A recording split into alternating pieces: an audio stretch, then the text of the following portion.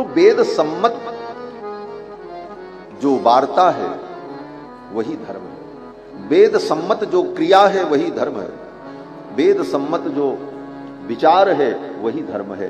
और वेद के विरुद्ध अगर कोई क्रिया है, वेद के विरुद्ध कोई विचार है, वेद के विरुद्ध कोई चिंतन है, तो वो अधर्म है। सुखदेव जी महाराज कहते हैं कि इदं भागवतम नाम पुराणम ब्रह्म संहितम अधीतवान् द्वापरादौ पितुर्द्वैपायनादहम्। और जो मैं तुम्हें सुनाने जा रहा हूं ये मैं अपने मन से नहीं सुनाने जा रहा, हमने अपने पिताजी से इसे सुना है। अधीतवान द्वापरादौ, केवल सुना ही नहीं है, अधीतवान मैंने बैठ करके पढ़ा है। भागवत सुन करके भागवत नहीं सुनाई जाती, भागवत पढ़ करके भागवत सुनाई जाती। सुखदेव जी कहते मैंने इसको पढ़ा है अपने पिता के चरणों में बैठकर। अधीतवान कब पढ़ा? बोले द्वापरादौ, द्वापर के आदि में। और इसको पढ़ने के बाद मेरी निष्ठा भगवान के सगुण साकार रूप में हो गई। ये बड़ी अद्भुत बात सुखदेव जी कह रहे हैं। सुखदेव जी ने स्वयं कहा, राजन मैं तो निर्गुणिया था, निर्गुण भक्ति में, निर्गुण उपासना में मेरी मति लगी हुई थी। निर्गुण उपासना क्या है? बोले निर्गुण उपासना का मतलब होता है कि परब्रह्म परमात्मा जो सच्चिदानंद हैं वो निर्गुण निराकार हैं, केवल ज्ञान मात्र है। और वो ज्ञान मात्र जो निर्गुण निराकार ब्रह्म परमात्मा हैं उससे हम अभिन्न हैं, हम में और उनमें कोई अंतर नहीं। और ये जीव अपने को जीव इसीलिए मानता है कि वो अज्ञान है उसके अंदर। वस्तुतः ये जीव ही ब्रह्म है। और ज्ञान के द्वारा जब उस निर्गुण निराकार ब्रह्म से हमारी एकता हो जाती है, अभेद हो जाता है, तो हम भी ब्रह्म रूप ही हैं, ब्रह्म के अतिरिक्त कुछ है नहीं। एकमेवाद्वितीयम, वह ब्रह्म एक है, अद्वितीय है। नेह नानास्ति किंचन, उसके अतिरिक्त जो ये नाना वस्तुएं दिखाई पड़ रही हैं इनकी कोई सत्ता नहीं। इस प्रकार की जो भावना करके उपासना करना है इसका नाम निर्गुण उपासना।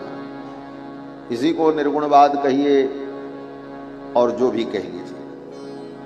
तो समाधि में, योग में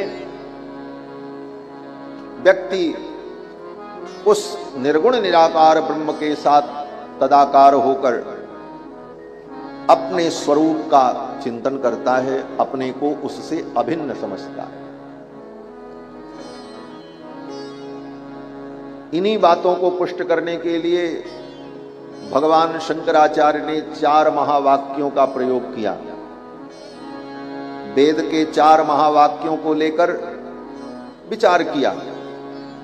पहला वाक्य अहम ब्रह्मास्मि, मैं ब्रह्म हूं।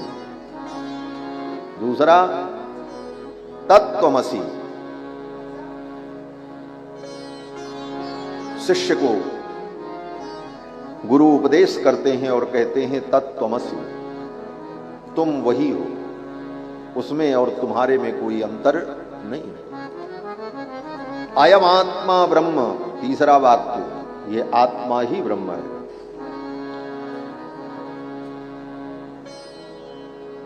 प्रज्ञानमानंदम ब्रह्म, और प्रकृष्ट जो ज्ञान है, विशुद्ध ज्ञान, वही ब्रह्म है।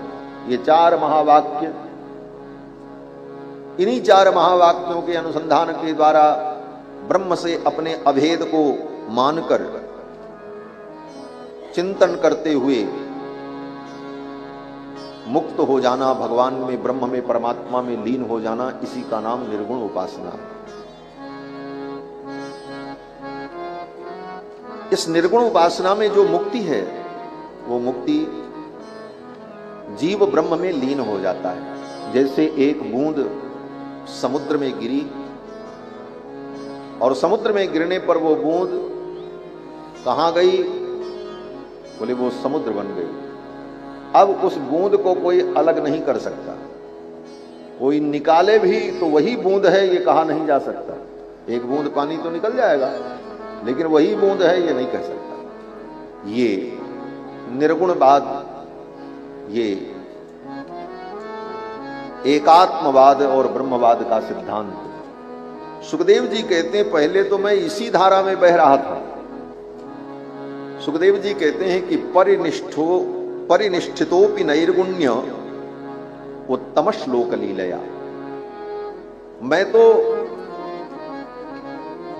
निर्गुणवाद में परिनिष्ठित था, लेकिन उत्तम श्लोक लीलया, उत्तम श्लोक भगवान श्री कृष्ण की लीला को जब हमने सुना, उनकी ललित लीलाओं का वर्णन सुना, तो गृहीत चेता राजर्षे आख्यानम यदधीतवान। फिर तो मेरा मन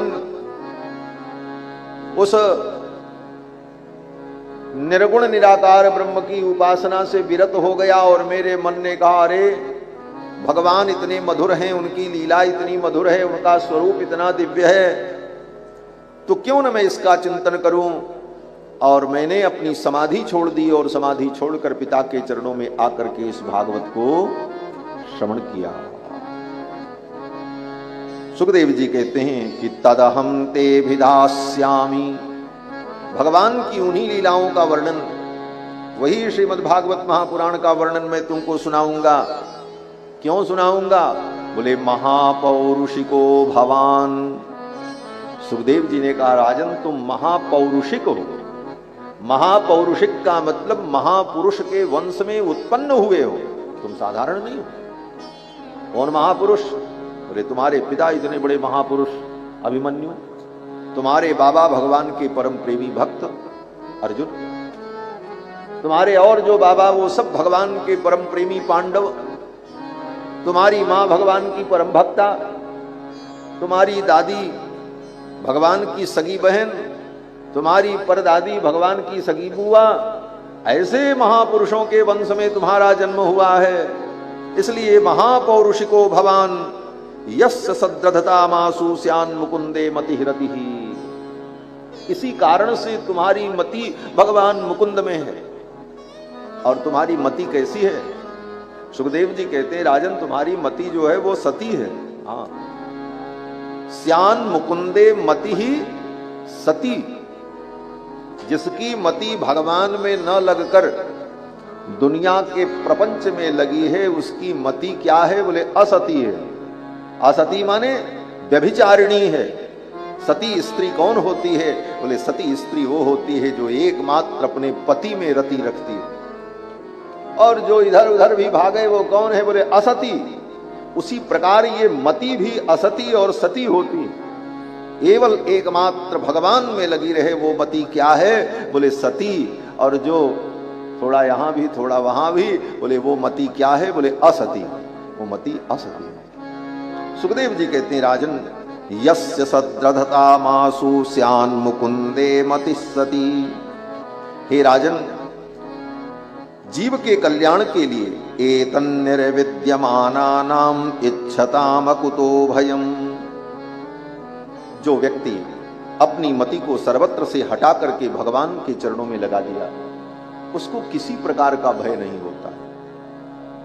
ये दुनिया में सब लोग परेशान क्यों हैं? बोले भय से। भय सबको है। क्या भय है? बोले एक ही प्रकार का भय है सबको, कि सब कुछ छूट जाएगा, इसी का भय। और उस भय से सभी भयभीत हैं। निर्भय कोई नहीं है। बोले 1000 पुलिस बड़े बड़े अस्त्र शस्त्र लेकर के जिसकी रक्षा करती है वो भी निर्भय नहीं, उसको भी भय है कि मर जाएंगे। निर्भयता नहीं। भय ने सबका पीछा कर रखा है। प्रधानमंत्री को भी भय है